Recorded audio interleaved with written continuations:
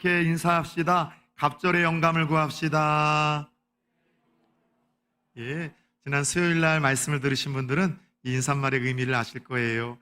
우리가 주님을 여전히 사랑하지만, 믿음이 있지만 세상이 우리보다도 훨씬 더 강하고 또 유혹과 공격이 거세서 우리는 갑절에 하나님 주시는 은혜와 능력이 있어야지만 이겨낼 수 있고 버텨낼 수 있고 승리할 수 있고 주님이 주신 그 좁은 사명의 길을 찬양과 기쁨으로 걸어갈 수 있다라고 말씀을 드렸습니다.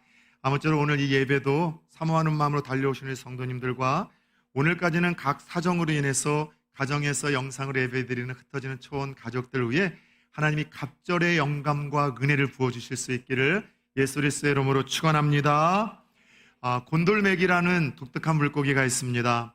학자들이 곤돌메기라는 물고기를 가지고 아주 재미있는 실험을 하나 했습니다. 큰 수족관에다가 곤돌메기 한 마리를 풀어놓고 평소 이 물고기가 좋아하는 먹이를 마음껏 풀어준 거예요.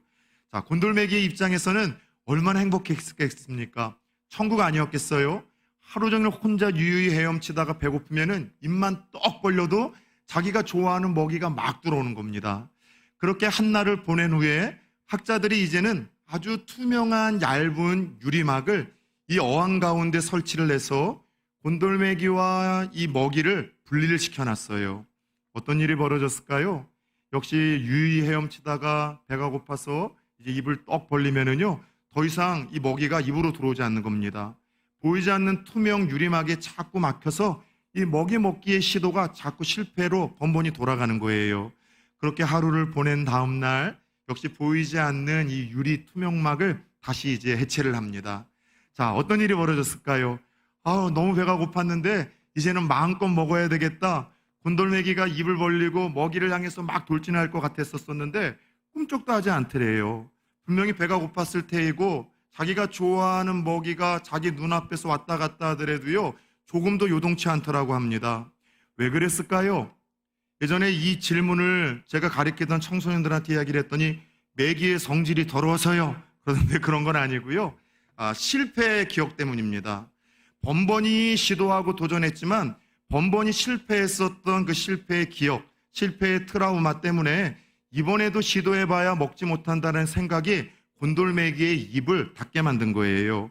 결국 곤돌메기는 이 실험에서 그렇게 먹이를 먹지 못하고 죽어버렸다고 합니다.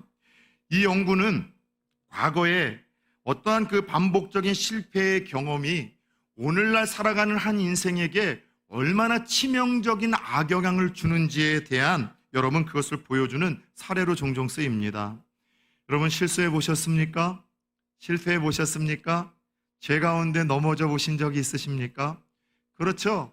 우리 신앙의 유무를 떠나 실수 없고 실패 없고 죄 가운데 넘어지지 않아 본 인생이 어디 있겠습니까? 그런데 문제는 실수할 수 있고 실패할 수 있고 불순종하며 범죄할 수 있지만 믿음의 사람들에게 중요한 것은 실수와 실패, 범죄 그 이후에 어떻게 반응하느냐, 하나님 이 부분을 우리들에게 주목하시며 바라보신다는 것이죠. 실패를 통해서 아무것도 배우지 못하는 인생이 있습니다. 그래서 그 실패를 똑같이 반복하는 거예요. 마치 실패를 통해서 배우지 못하고 똑같이 그 상황, 그 여건, 그 감정이 찾아오면 똑같이 넘어지고 쓰러지며 같은 실수를 반복합니다. 이 실수를 계속해서 반복하다 보니 더 이상 새로운 삶과 시도에 대한 도전 자체를 포기해버리고 마는 거예요. 인생이라는 게 뭐 별다른 거냐? 그냥 이렇게 살다가 죽는 거지. 그렇게 모든 것을 포기한 채 살아가는 어리석은 인생들이 있습니다.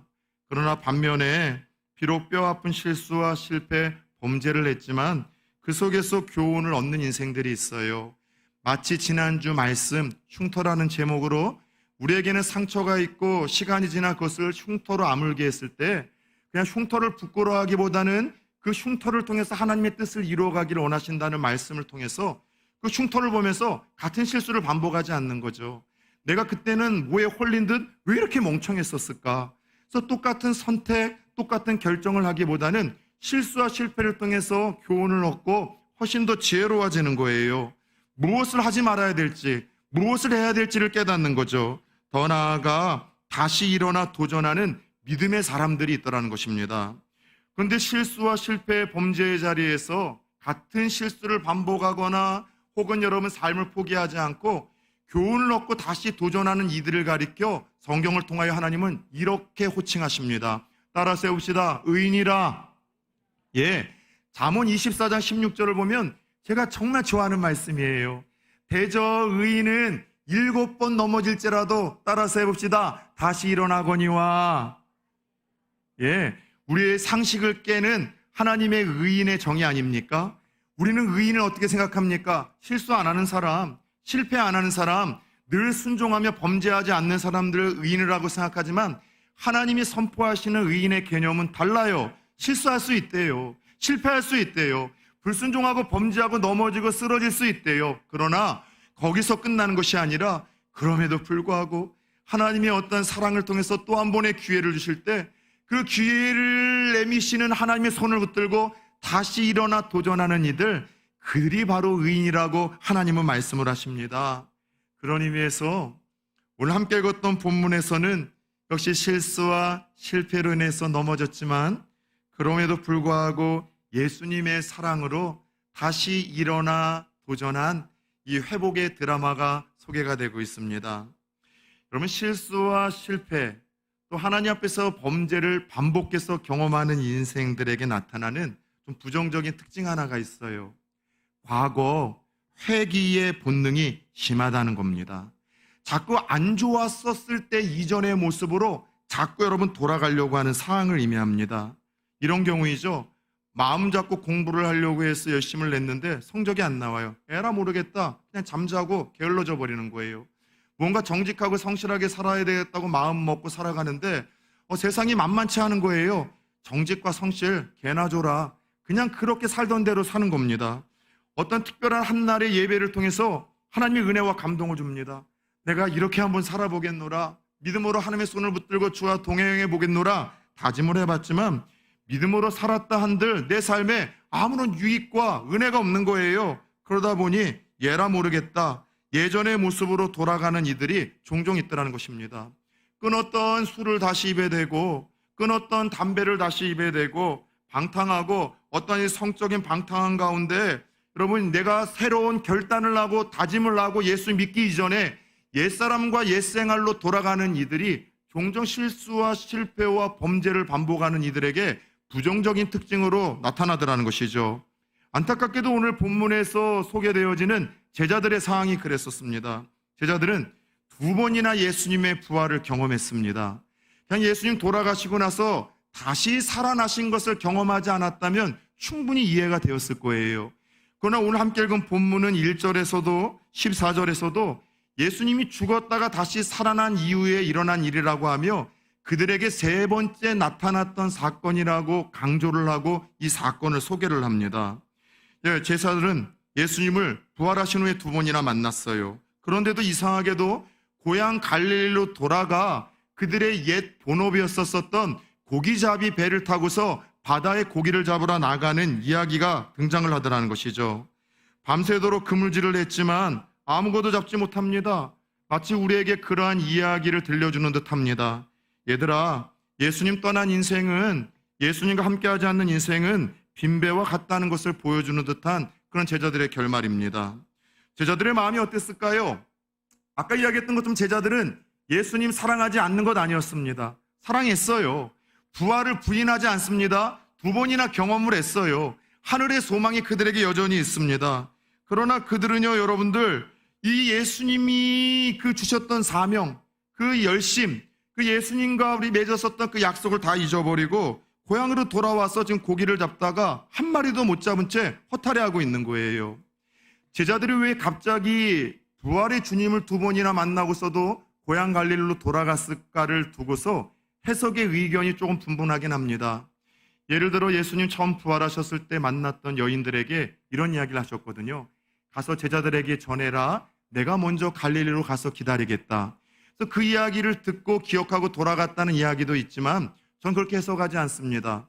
전체적인 상황과 사건과 예수님과 제자들의 이야기를 들어보면 그 주님이 여인들에게 주셨던 그 말씀을 기억하고 어떤 선한 목적으로 돌아갔던 것이 아니라 그들의 삶은요, 신앙의 침체기 속에서 믿음의 열정과 순수함을 잃어버리고 단지 나는 먹고 사는 일에 집중할 수 없게 했다는 이 타협 속에서 이 다시 옛날의 고향으로 돌아가 물고기를 잡았던 것임을 우리가 확실하고 분명하게 알 수 있기 때문이라는 것이죠.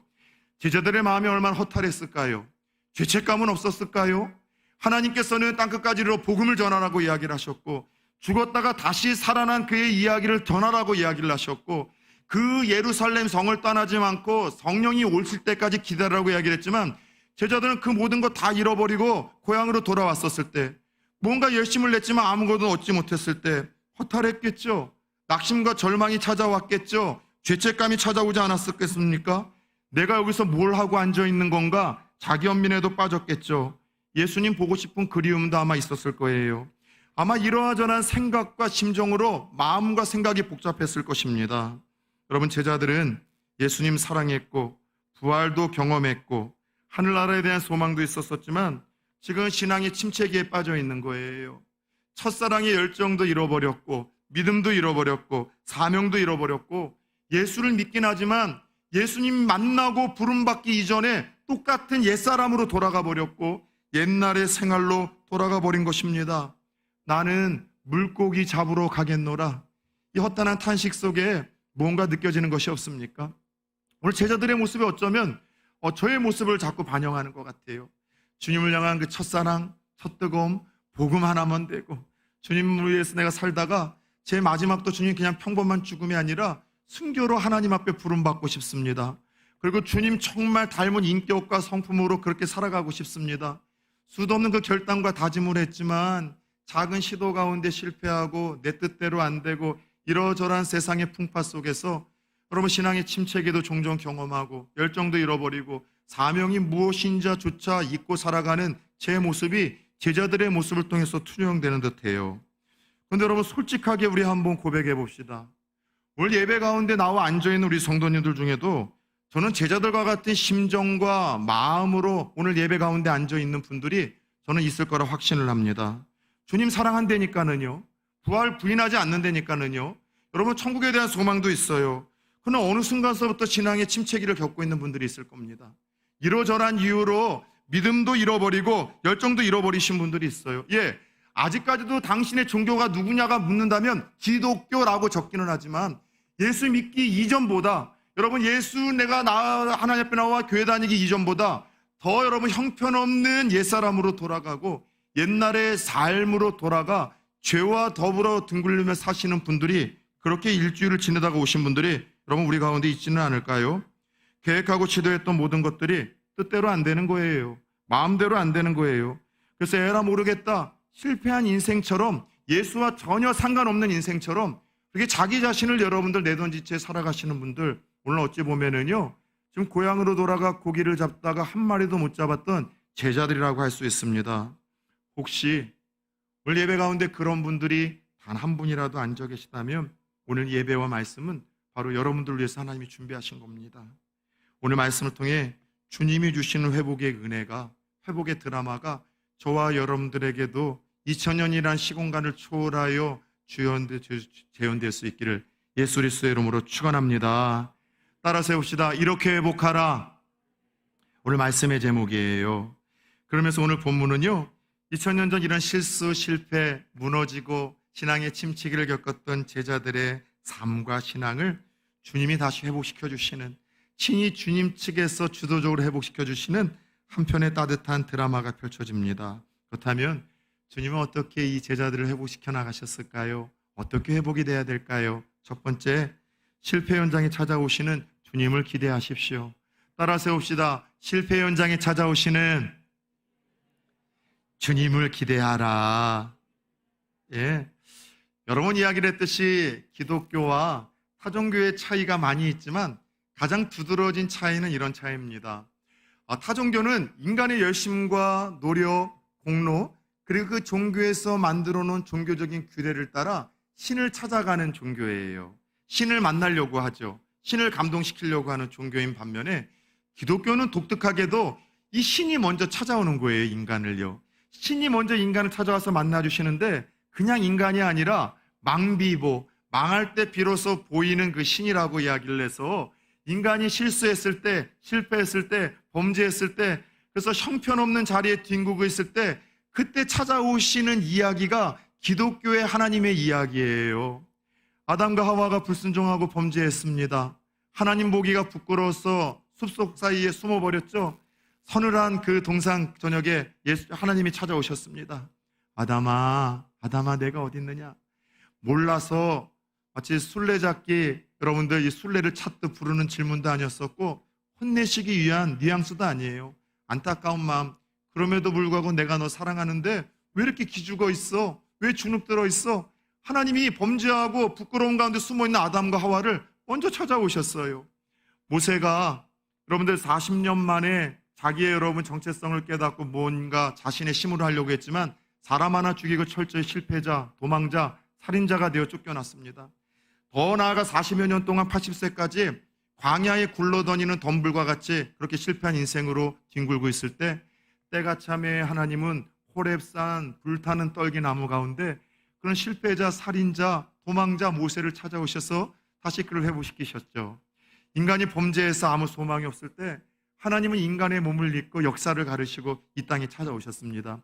기독교의 역사는 항상 실패한 인생, 망가진 인생, 죄로 인해서 소망이 없는 인생들을 그럼에도 불구하고 찾아오시는 하나님의 이야기라고 할 수 있어요. 마찬가지로 오늘 이 사건도 보십시오. 사명도 잃고 줄명한 사랑도 잃고 옛사람, 옛생활로 돌아갔던 형편없는 제자들, 여러분 저 같으면은요 이런 제자들 그냥 버릴 것 같아요. 다른 제자들 또 삼아서 여러분들 일들을 이끌어가죠. 얼마나 소망이 없습니까? 얼마나 여러분들 이 실망스럽습니까? 그런데 이런 제자들을 주님은요 찾아오셨어요. 아무것도 잡지 못했을 때 실망했던 그 밤이 지나던 그 동트는 새벽에 주님이 찾아오셨습니다. 그리고 주님은 그들을 향해 이렇게 말을 걸어주십니다.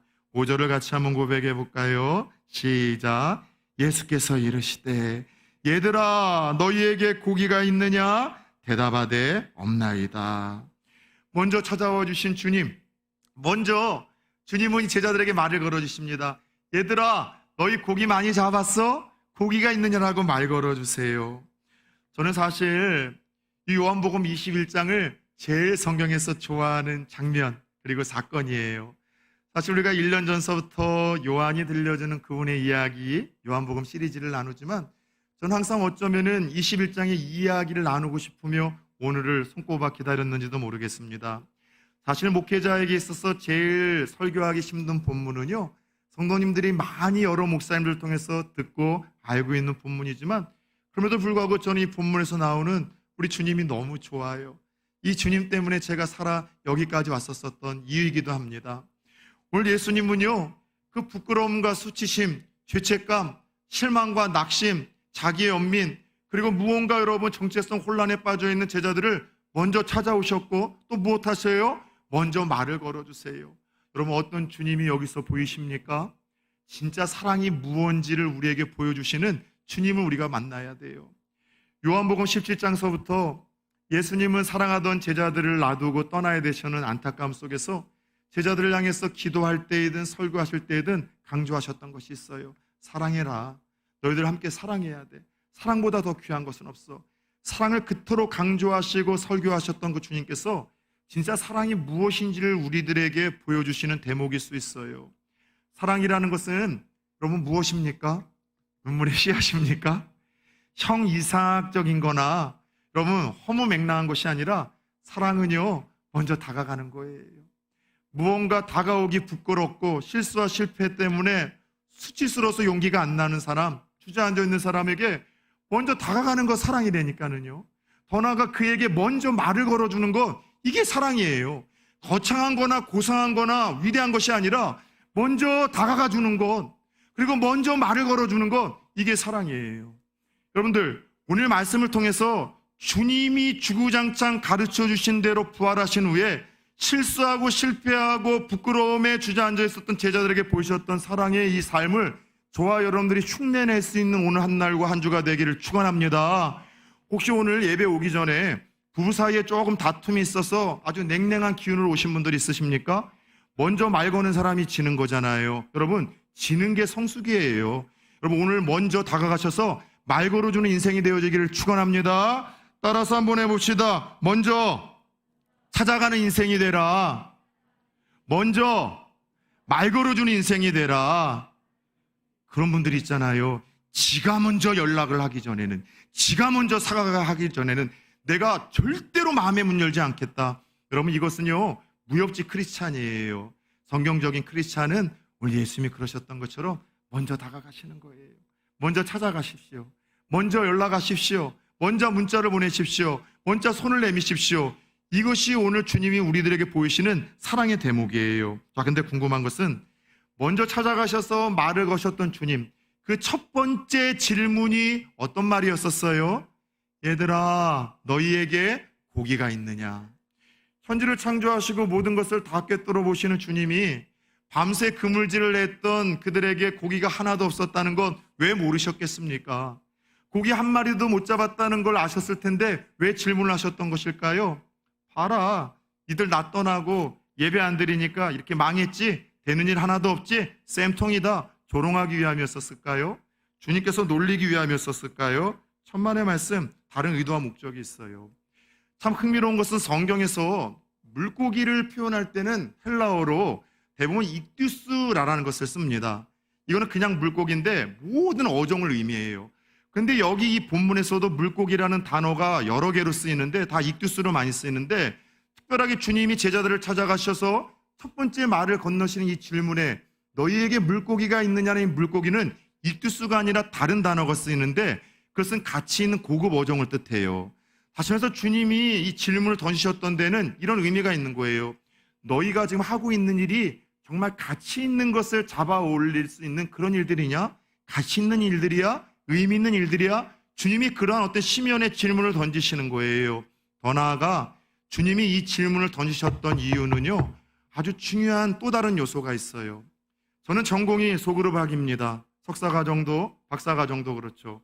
소그룹학이다 보니까 어쩔 수 없이 거의 부전공은 상담이 제 주전공이라고 할 수 있어요. 근데 상담에서 가장 여러분 어떤 그 문제를 치료하고 해결하는 그 시발점은 무엇인가 하면 상담을 받으러 온 사람들의 자기 시인과 인정이에요. 아, 내게도 문제가 있습니다. 이렇게 인정하고 나가면은요, 이제 치료와 회복이 시작되는 거예요. 근데 어떤 문제를 해결하기 위해서 상담을 받으러 왔는데 자기는 문제가 없대요. 내 남편이 항상 문제인 거야. 내 아내가 문제이고, 직장에서는 그 상사가 문제인 거고, 세상이 문제인 거고, 우리 부모가 문제라는 거는 어떤 문제에 어떤 그 의식이 있어 찾아봤지만 전혀 어떤 방법으로도 해결이 안 되는 거예요. 근데 비로소 찾아와서 생각해보니 제게도 좀 문제가 있는 것 같아요. 제게도 실수가 있는 것 같습니다. 제게 이런 약점과 이런 상처가 좀 있네요. 이렇게 깨닫고 자기의 약점과 한계를 인정하고 나가기 시작할 때 그때서부터 치료와 회복의 역사가 상호 가운데 일어나는 거예요. 오늘 예수님이 이 질문을 던지셨던 것은 주님을 떠난 제자들의 삶이, 주님과 동행하지 않는 제자들의 삶이 비록 큰 기대를 가지고 열심을 냈지만 얼마나 허망하고 허탈한지 스스로 보게 만드시는 거예요. 주님, 3년이라는 빈 시간과 공백이 있었지만 평생 그 호숫가 바닷가에서 나고 자란 어부들은 3년이라는 공백기가 아무런 문제가 되지 않았습니다. 얼마나 호기롭게 한번 다시 옛생활로 돌아갔겠습니까? 그럼에도 불구하고 아무것도 없다는, 모든 것을 내 힘으로 할 수 없다는 것을 주님이 깨닫게 하시기 위한 질문이었었어요. 제자들 뭐라고 고백합니까? 주님, 없어요. 아무것도 없어요. 아무것도 잡지 못했습니다. 가치 있는 고기가 한 마리도 잡지 못했습니다. 열심을 다해도 노력을 하고 기대를 했지만 결국 내 인생은 헛수고이고 빈손뿐입니다. 여러분, 그래요. 주님은 누구에게 찾아오시는 줄 아세요? 내 힘으로, 내 지혜로, 내 능력으로 얼마든지 살아갈 수 있습니다. 문제 없습니다. 그런 이들에게 주님을 안 찾아가세요. 모르겠어요. 제가 만난, 성경에서 제가 보고 제가 경험한 하나님은 대부분 어떤 특별한 사항들은 있지만 보편적으로 그런 인생들을 찾아가시는 분이 아니라 실패한 인생들을 찾아가세요. 범죄하고 넘어지고 쓰러진 인생들을 찾아가세요. 범죄하고 넘어지고 쓰러졌지만 그냥 쓰러지고 넘어진 인생이 아니라 그러나 그 마음 한 곳 깊은 곳에서는 다시 시작하고 싶고 다시 주님의 손을 붙들고 싶은 그 마음과 순수한 동기가 있는 인생들을 찾아가세요. 주님 없으니까 아무것도 못하겠어요. 내 지혜와 내 경험과 내 능력으로 저는 이거밖에 안 돼요. 여러분, 그 자리에 주님이 찾아오시고 다시 그런 이들에게 기회를 주신다는 사실을 깨닫기를 축원합니다. 어떻게 기회를 주십니까? 따라 세웁시다. 말씀으로. 예, 우리는 그 실수와 실패를 겸손하게 인정하는 자들을 찾아오셨을 뿐만이 아니라 그들이 다시 시작할 수 있도록 주님은 기회를 주시는데 뭘로 주신다고요? 계속해서 말씀으로 그들에게 기회를 주십니다. 본문 6절을 같이 한번 읽어봅시다. 시작. 이르시되 그물을 배의 오른편에 던지라. 그리하면 잡으리라 하시니 이에 던졌더니 물고기가 많아 그물을 들 수 없더라. 예수님께서 그물을 배 오른편에 던지래요. 여러분, 이것처럼 황당한 말씀이 어디 있습니까? 평생 바닷가에서 여러분 나고 자랐었던 어부들이 여러분 고기가 어디 있는지 몰랐겠습니까? 근데 예수님은요, 다른 데 먼 곳으로 이동해서 그물 내리라는 것도 아니고 오른쪽에 던지래요. 아마도 뭐 제자들이 밤새도록 배 앞편, 뒤편, 왼쪽에만 던졌는가 보죠? 오른편에 던지래요. 여러분들 같았으면 그 이야기를 어떻게 듣겠습니까? 목회하고 설교를 한 지 벌써 한 20년이 넘습니다. 갓 여러분, 이 전도사님이 저에게 와서 목사님, 설교 그따위로 하시면 안 됩니다. 저는 여러분 막 화가 날 거예요. 그러나 한평생 교회가 크든 적든 목회를 아름답게 하시고 안주하신 어르신이 저에게 목사님, 설교는 이렇게 하셔야 된다고 한다면 그때는 마음이 가갔죠. 그러면 제자들은 아직 자신들에게 이 이야기, 말을 건네는 이가 예수님인지도 몰라요. 뒤늦게 알아요. 근데 여러분, 평생 고기질을 자비를 했던 자기들에게 그 강가에 섰던 어떤 한 남성이 소리를 쳐요. 고기 있느냐? 없다. 그랬더니만 배 오른편에 그물을 던지래요. 그런데 여러분, 제자들이 어떻게 합니까? 자존심 다 무너뜨리고 그들의 살아온 경험과 지식을 다 내려놓고 순종을 했다가 153마리, 그물이 찢어지진 않았지만 들 수도 없을 만큼의 많은 양의 고기를 잡았다고 이야기를 합니다. 여러분들, 참 재밌어요. 포기하지 말고 다시 도전하는 의미가 오른편에 던지라는 이야기일 수도 있습니다. 더 나아가 내 심과 지혜와 경험으로 살지 말고 내 말씀을 듣고 순종해보라는 의미 아닐까요? 제자들의 이 자존심이 지금 다 무너진 거예요. 실수와 실패를 통해서 마음이 말랑말랑해졌다고 이야기를 할까요? 목회를 하다 보니까 참 질병만큼 하나님께서 아름답게 쓰시는 도구도 없는 것 같아요. 여러분, 마귀도 병에 걸리면 천사가 되더군요. 그렇게 교만하고 그렇게 자만하고 그렇게 오만하고 그렇게 강팍했던 이도요, 어느 날 의료진도 손쓸 수 없을 만큼의 큰 위기와 질병이 찾아오면은요, 마음이 말랑말랑해지더라고요. 그때 비로소 하나님을 바라보게 되고 하늘을 향하여 한탄을 하게 되어지고 목회자의 말씀을 듣게 되어지고 누군가의 중보 기도의 중요성과 가치를 깨닫게 되더라는 것이죠. 제자들이 실수와 실패를 통해서 마음이 말랑말랑해진 거예요. 자존심, 지식, 경험 내려놓고 순종했을 때 그러면 놀라운 역사가 일어난 거예요. 나중에 세어보니까 몇 마리였었습니까? 153마리. 좀 익숙한 숫자이죠.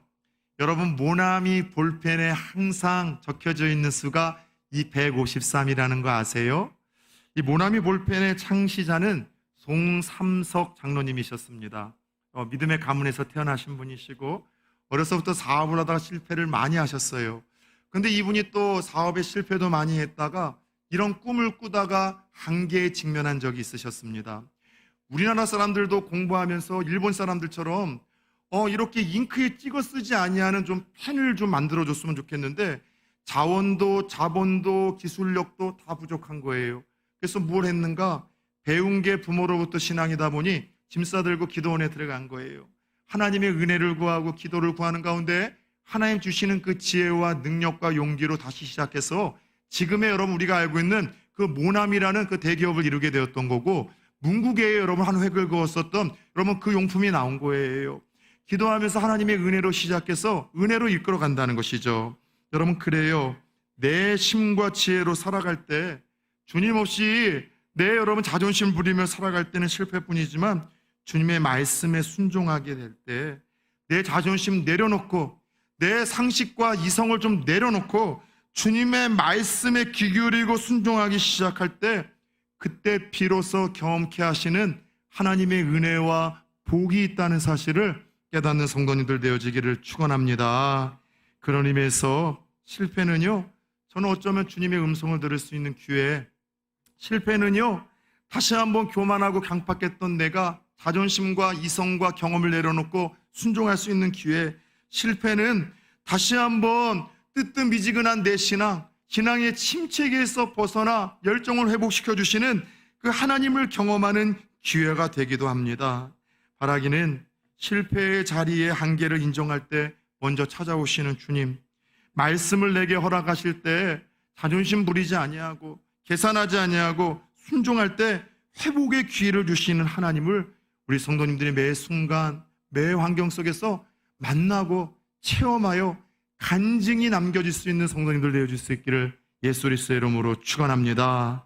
두 번째, 어떻게 주님은 이들을 회복시키셨을까요? 다시 사랑을 재확인시켜 주시는 주님을 만나셔야 됩니다.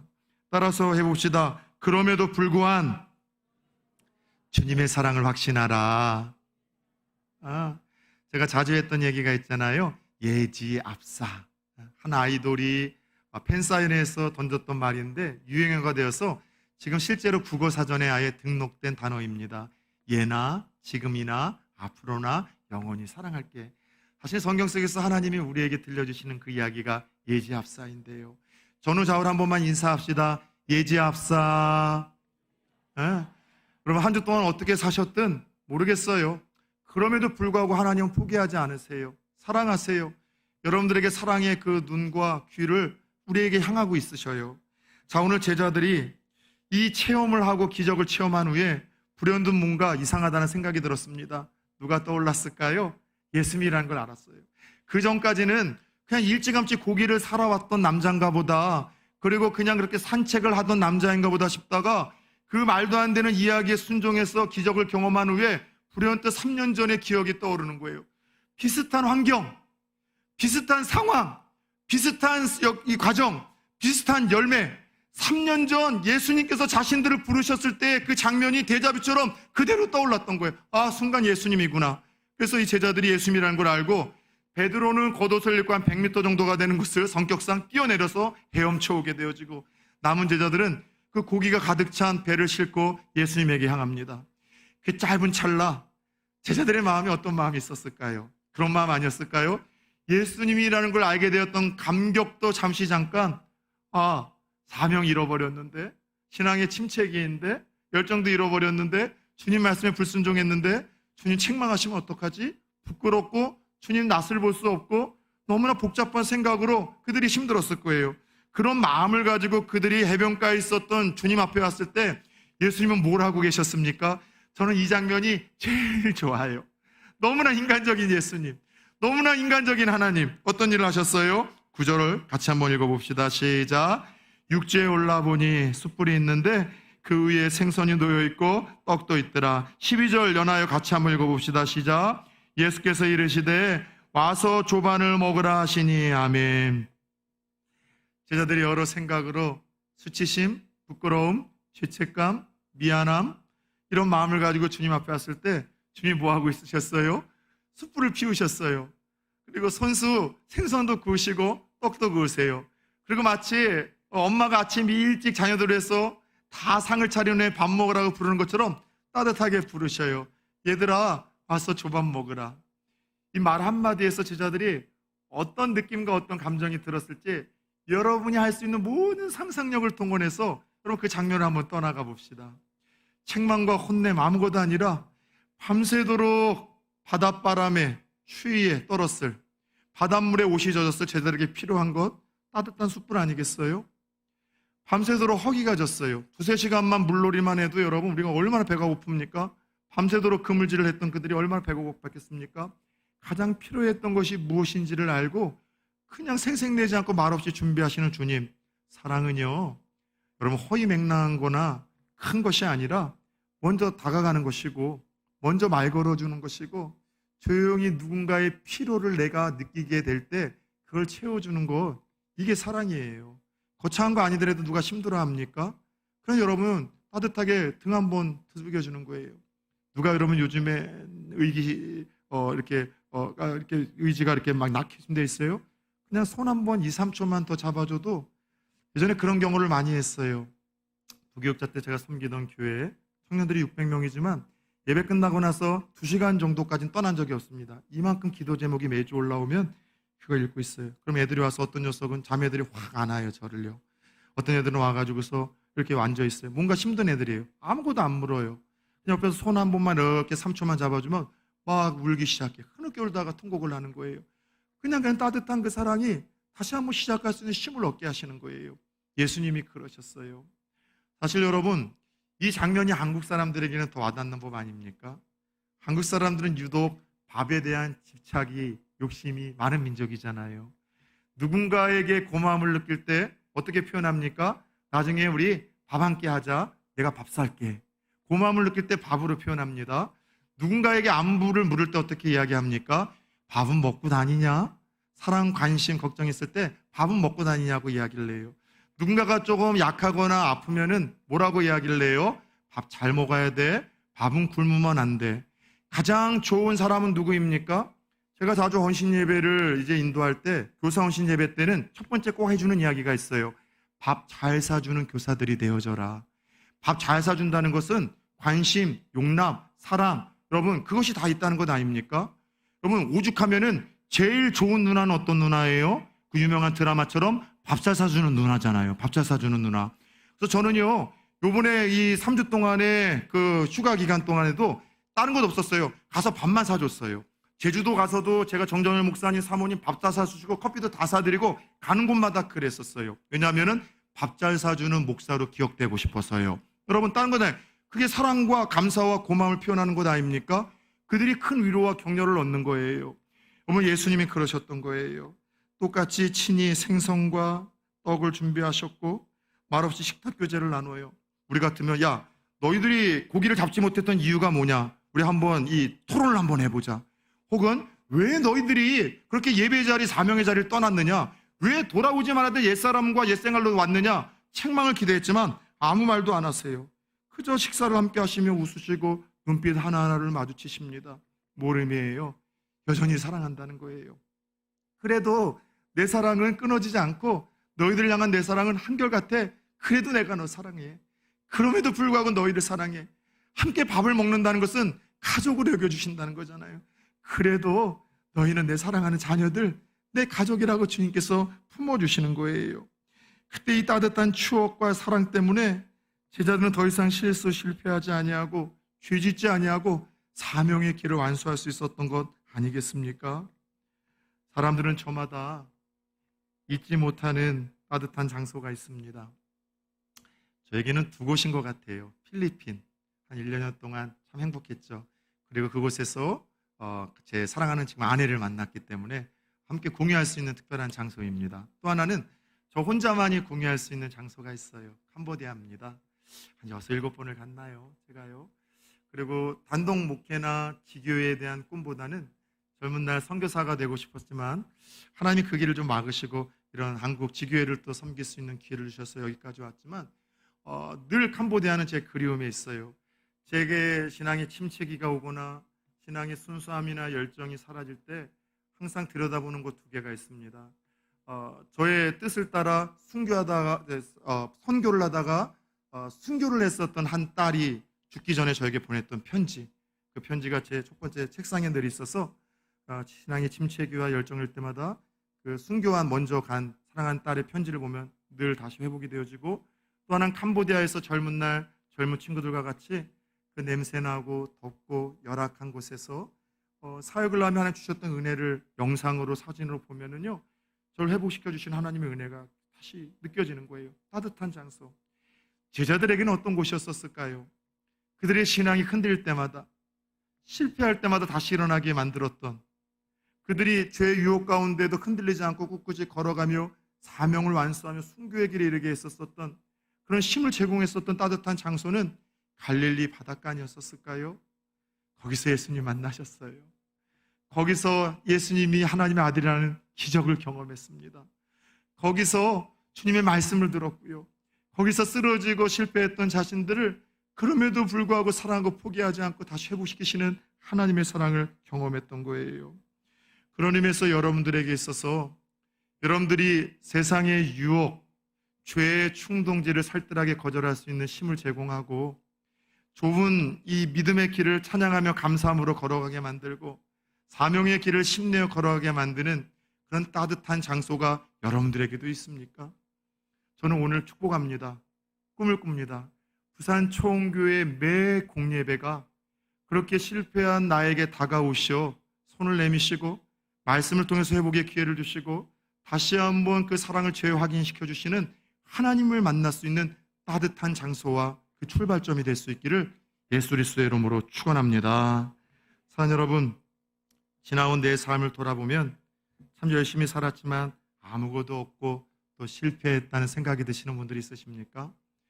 주님을 사랑도 하고 또 주님을 좋아도 하고 그리고 부활도 믿지만 그냥 이러저러한 상황 속에서 신앙이 요즘에 침체기를 겪고 옛사람, 옛 생활의 모습으로 돌아가신 분들이 있으십니까?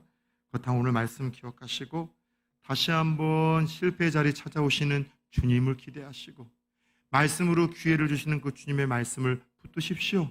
자존심 내려놓으셔야 돼요. 이성과 판단, 계산 내려놓으시고 모든 예배에 여러분 열심을 내세요. 어느 날 어떤 공예배, 수요예배, 새벽예배를 통해서 내게 다가오시는 하나님의 그 기회를 놓치면 어떡하겠습니까? 어떤 분은 그러시더군요. 새벽에 그 먼 곳에서 오는 이유가 한 번 어쩌다가 빠졌을 때 하나님이 날 살리는 생명의 말씀이 지나가면 어떨까 싶은 그 걱정 때문에 그 거룩한 욕심 때문에 포기를 못 하시겠다는 거예요. 사랑하는 여러분들, 오늘 주님의 사랑을 기억하십시오. 회복을 기대하십시오. 그리고 지금 죄악의 자리, 침체의 자리, 영적인 자리에서 다시 한번 일어나십시오. 한 올림픽에서 중국의 한 작은 여선수가 다이빙에서 금메달을 땄습니다. 그런데 특별히 그 다이빙의 체형으로서는 어울리지 않는 작은 체구, 또 그리고 몸집이 조금 이렇게 통통한 그 선수가 금메달을 땄다는 게 모두의 예상을 뛰어넘어서 충격이 되었던 것 같아요. 금메달을 딴 그녀에게 기자들이 와서 인터뷰를 합니다. 금메달을 따게 된 비결이 무엇입니까? 뜻밖의 이야기를 하더래요. 제 엄마 때문입니다. 엄마 때문이라뇨. 그녀는 자신과 엄마와의 이야기를 들려주기 시작합니다. 어려서 저는 수영선수가 아니라 100m 단거리 달리기 선수였습니다. 근데 워낙 소심하고 또 병약하다 보니까 자주 넘어졌어요. 근데 자주 넘어질 때마다 제 엄마는 항상 그날 밤 이렇게 저를 안아주시며 이야기를 했습니다. 사랑하는 딸아, 엄마는 네가 우승을 하는 것보다 1등 하는 것보다 넘어졌다 다시 일어나는 게 가장 예쁘더라. 넘어졌다 다시 일어나 끝까지 달리는 모습이 엄마는 가장 예쁘고 아름답고 너무나 자랑스럽단다. 그 후로도 수영선수로 전향을 했지만 이렇다 할 만한 성적을 거두지 못했다고 합니다. 그 높이가 무서워서 주저하다가 그렇게 두려워하는 가운데 다이빙을 했다가 이 부상을 당하는 일도 많았었다는 것이죠. 포기하려고 했었던 생각도 많이 가졌고, 근데 그때마다 엄마는 늘 그랬대요. 1등하지 않아도 된다고, 우승하지 않아도 된다고. 그러나 포기하지 않고 다시 한번 도전하고 또 도전하고 나아가는 딸이 엄마는 너무나 자랑스럽고 그런 네가 너무나 사랑스럽다라고 엄마는 응원할 거라고 이야기를 하더라는 것이죠. 그 엄마의 격려, 사랑, 그 엄마를 생각하면은 모든 두려움과 부담감이 사라져 좋은 성적을 거둘 수 있었다고 그렇게 이야기를 하더래요. 사랑하는 여러분, 그녀의 고백 속에서 오늘 저와 여러분들 향한 하나님의 음성이 들렸으면 좋겠어요. 1등 못해도 괜찮아. 잘 못 살아도 괜찮고 건강 없어도 괜찮고 이혼했어도 괜찮고 사업 실패해도 괜찮고 자녀들이 내 생각대로 뭔가 안 돼도 괜찮아. 그러나 포기하지 않고 다시 일어나는 너의 모습을 보면 난 너무나 아름답더라. 그런 네가 너무나 대견스럽더라. 사랑하는 여러분, 실패하고 넘어진 나를 찾아와 한 번 더 기회를 주신 주님, 다시 한번 해보라는 주님의 금성을 오늘 듣고 우리에게 기회에 손을 내미시는 주님의 손을 바투 붙들어 보고 일어서진 않으시겠습니까? 그 은혜가 저와 여러분들에게도 있기를 축원합니다.